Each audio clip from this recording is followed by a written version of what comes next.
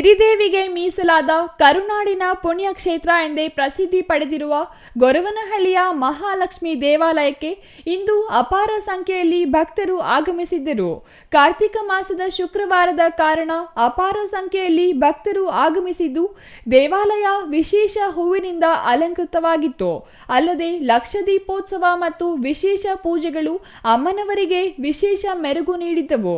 ರಾಜ್ಯದಲ್ಲಿಯೇ ಹೆಸರುವಾಸಿಯಾದ ಸುಪ್ರಸಿದ್ಧ ಕ್ಷೇತ್ರ ಶ್ರೀ ಗೊರವನಹಳ್ಳಿ ಮಹಾಲಕ್ಷ್ಮಿ ಸನ್ನಿಧಾನಕ್ಕೆ ಬೆಳಗ್ಗಿನಿಂದಲೇ ಜನಸಾಗರ ಹರಿದು ಬಂದಿತ್ತು. ರಾಜ್ಯ ಮಾತ್ರವಲ್ಲದೆ ಹೊರ ರಾಜ್ಯದ ಮೂಲೆ ಮೂಲೆಗಳಿಂದ ಭಕ್ತರು ಆಗಮಿಸಿದ್ದು ಪ್ರತಿ ವರ್ಷದಂತೆ ಈ ವರ್ಷವೂ ಕಾರ್ತಿಕ ಮಾಸದ ಕಡೆ ಶುಕ್ರವಾರದಂದು ಲಕ್ಷ ದೀಪೋತ್ಸವ ಕಾರ್ಯಕ್ರಮ ಏರ್ಪಡಿಸಲಾಗಿತ್ತು. ಈಗಾಗಲೇ ಗೊರವನಹಳ್ಳಿ ಮಹಾಲಕ್ಷ್ಮಿ ದೇವಿಗೆ ಹೋಮ ಅಭಿಷೇಕ ಕಾರ್ಯ ಮುಗಿದಿದ್ದು ಬೆಳ್ಳಿ ರಥದ ಮೆರವಣಿಗೆಯು ಯಶಸ್ವಿಯಾಗಿ ನಡೆದಿದೆ.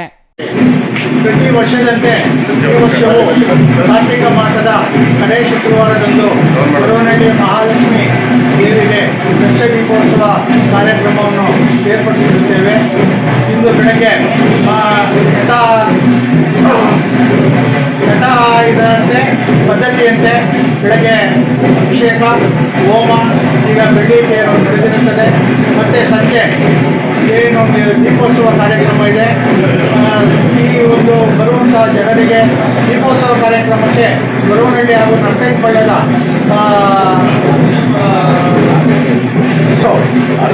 ಆರತಿಗಳನ್ನು ಬೆಳಗಲು ಪ್ರತಿ ವರ್ಷದಂತೆ ಈ ವರ್ಷವೂ ಬೆಳಗಲು ಬರುತ್ತಿದ್ದಾರೆ. ಅಕ್ಕಪಕ್ಕದ ಹಳ್ಳಿಗಳ ಗ್ರಾಮಸ್ಥರು ಸಂಜೆ 6 ಗಂಟೆಗೆ ಆರತಿ ಹೊತ್ತು ತರುವರು.